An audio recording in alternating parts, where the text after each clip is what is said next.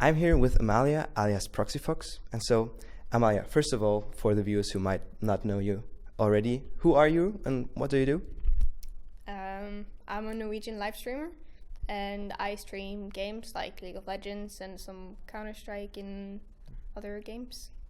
I guess you mostly play League of Legends. If you could be so kind and just explain, well, the basic genre and the basic mechanics of the game. Okay, League of Legends is first of all a MOBA game, which is like a massively online battlefield arena thingy. Not sure.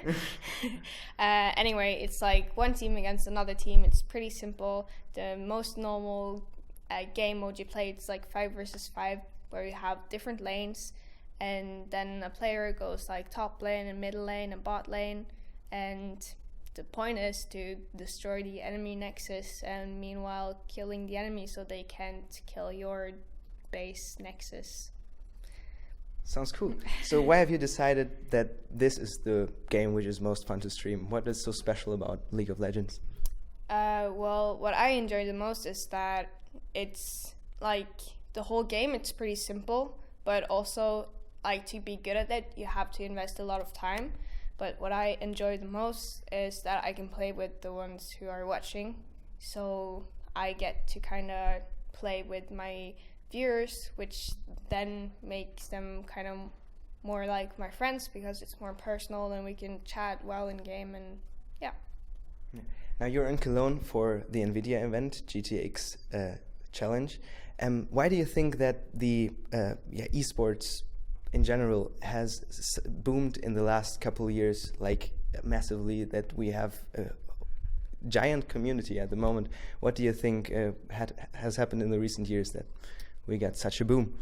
Well, mostly because like technology had developed, and like now in an age of like 8 or 10 you get your own computer and it's easy to find games you like to play. Like that's what you do on your computer when you're like 8 years old and have your own computer.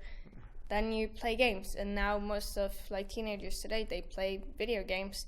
And also because it has been so big, it's very easy for, say, internet providers to market their internet, or people who make computer gears or etc. Like it's a very easy marketing, and it's almost like television, only it's available at all times. Like for example, if you put a video up on YouTube, it's there forever. If you broadcast something live on television, like those people who watch it there and then will see it, unless they have it recorded, of course. But yeah, records. Now you just said that teenagers or kids these days do have their own console, get their own computer at the age of 8 or 10 years old. I don't know whether that was the case for you as well. Like, how did you get into gaming the first time?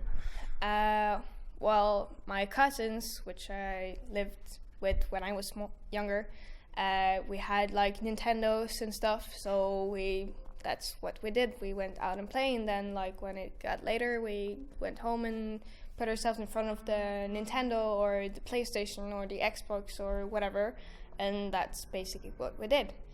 And like I guess it just developed when I later got my own computer. I found online games, and then suddenly I could have friends online, and yeah, then I guess I just found out that was much easier getting friends online than getting friends in real life, so I just stuck with that one. But so how did you then started streaming in the end? What was? Well, my online friends, they enjoyed playing with me, and then when I started streaming was not very normal to do, at least not in Norway. Of course, there has been streamers who have been streaming for like 6-7 years now, and I've only been streaming for like 1.5.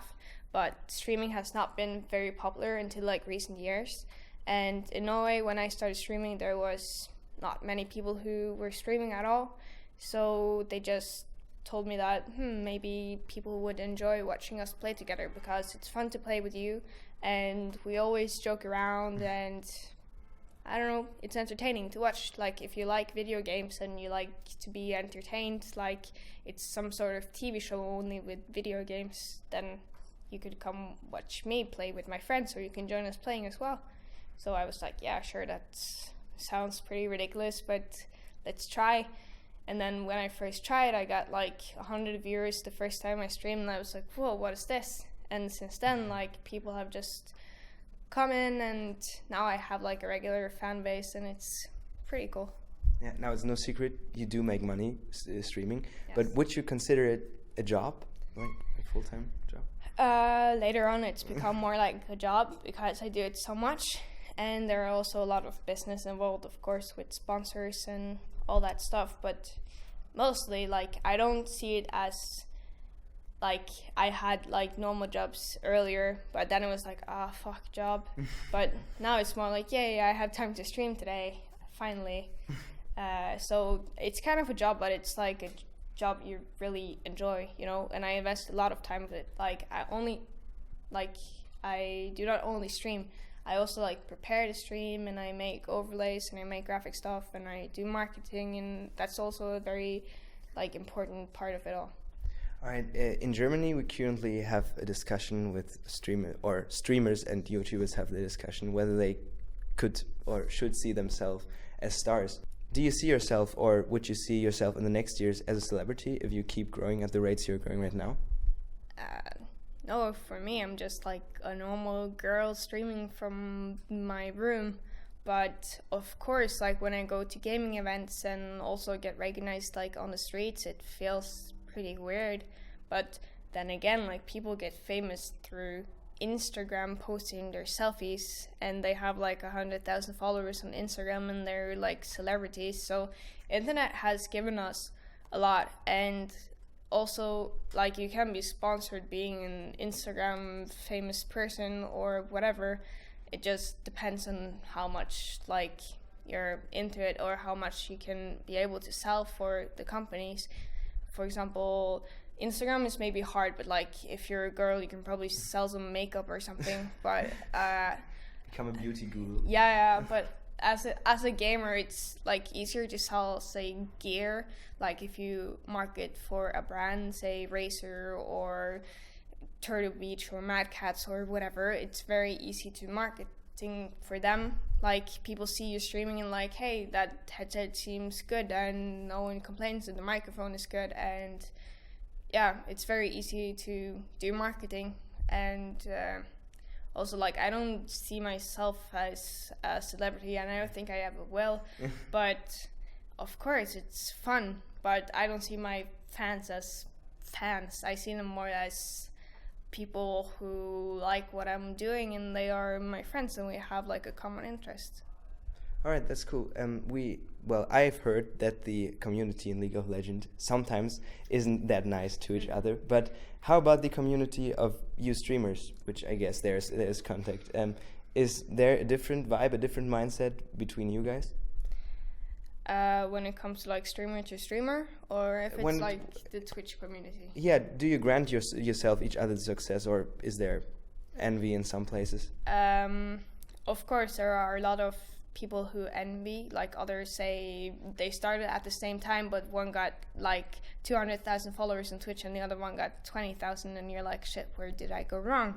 But then again, it's just like people taste. Like, some people prefer watching League of Legends with someone who has big boobs, and like they don't have to have a good gameplay, they just have big boobs, and then they get like 100,000 followers. But then again, if you're like good at the game but you don't have a webcam, for example, then it's not that fun to watch, and then you will like have a smaller amount of viewers and followers. But then again, it's what reputation you like. Like, if you want to be that guy who's challenger in League, or do you want to be that girl with the boobs? All right, cool. Now, quite a different topic.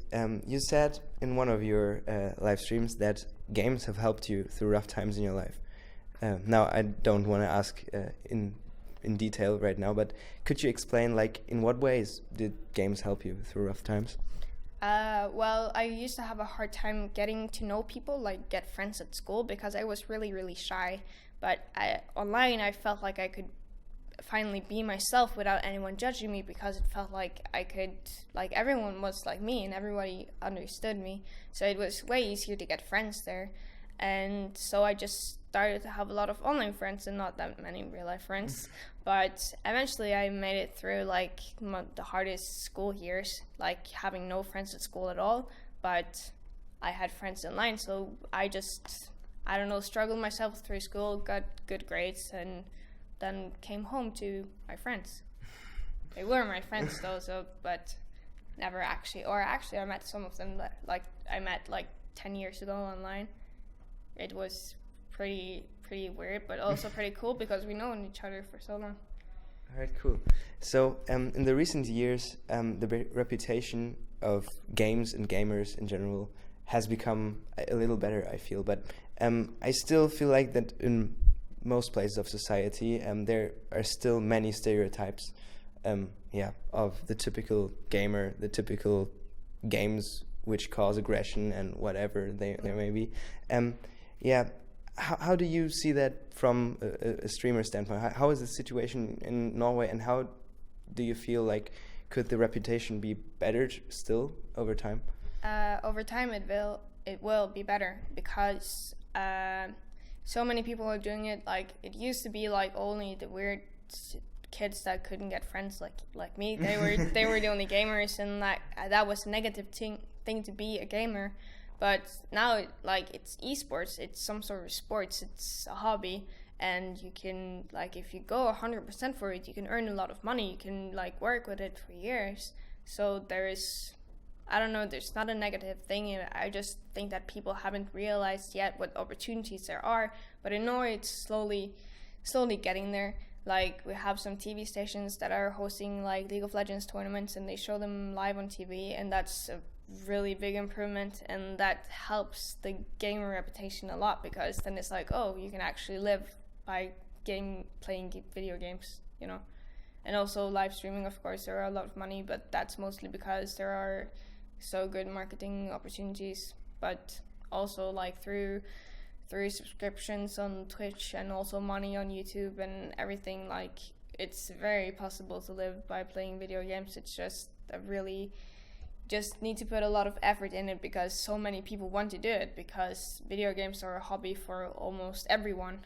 So it's really hard to succeed, but once you succeed, it's just to keep going strong and not just, okay, I'm popular now, I can just chill, because you can't just chill, at least not as a live streamer or a YouTuber. You have to have your schedule, you have to have videos every week, for example, or you have to stream those in these times, Yeah. So it's like a job, almost.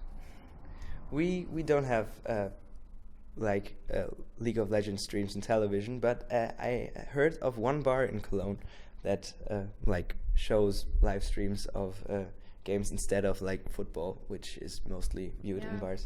But I guess that's it. So thank you so much for the interview. Thank you for your time, and good luck tomorrow with your GTX challenge. Thank you.